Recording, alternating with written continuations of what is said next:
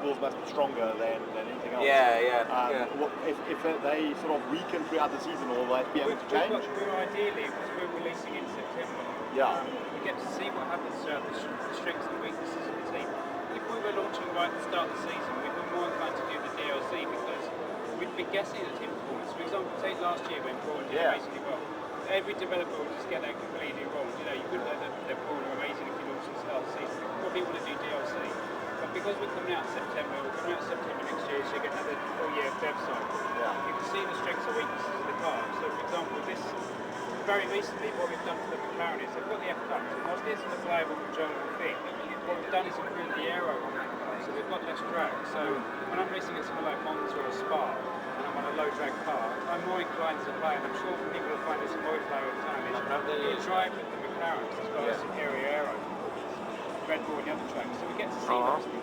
Well, no, what I'm looking at is just, I mean, I don't know if you can do it yet, I'm just curious. If you look at FIFA, for example, you can download the latest, this week's match stats and stuff. It affects the players. So what I'm saying is, in the future, do you guys envisage doing that for the race? Possibly, I mean, it's been on the cards talking about that, but we are intending to launch every season as well. The thing is, with our game, whilst the first season is totally accurate and it's based on the 2010 season, so it's the right drivers and the right performances. When you start going into your following season, that's following your own fantasy path. So whilst in your real game you might be able to go Lotus's fortunes and they become championship contenders, Red Bull might stop dropping out of pace. If you updated it at that point, it all becomes out of sync because you've seen these things develop in your own game.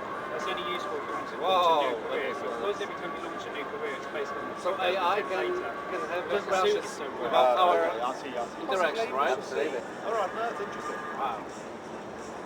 What are these red thing on my engine? It's too hot? Yeah, because you can see this icon. It's always red at the moment, so we haven't put that bit in yet. But you will be able to have your engine performance affected. So, for example, if you're following another car and you're in his 30th year, that affects the airflow into your car. So the engine starts to overheat.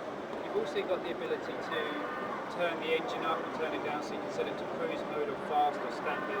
That affects the engine temperature. When you're sitting still, like in a pit stop on the racetrack or a quick start, the engine temperature rises dramatically. It's about saving it.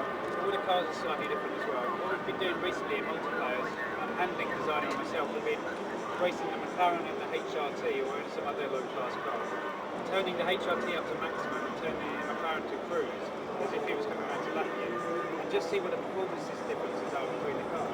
And it's quite good fun really pushing one of the lower team cars. You really feel like you're hustling it.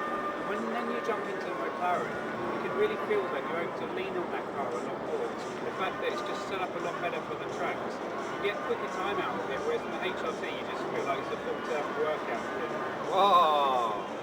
So if I, without any driving assist, if I hit the car, I can get spun? Absolutely, you can get spin, yeah. We do some interesting things with the driving aids as well. For example, most racing games have got traction control systems to stop your wheels speeding up.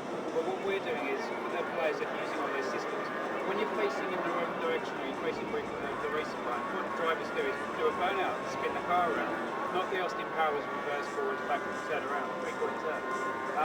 So the traction control system is intelligent enough to disable itself when you're facing in the wrong direction.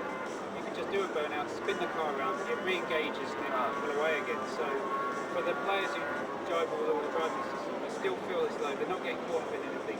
They feel like they're amazing drivers, but we're actually helping them in the background. So look, always have damage on the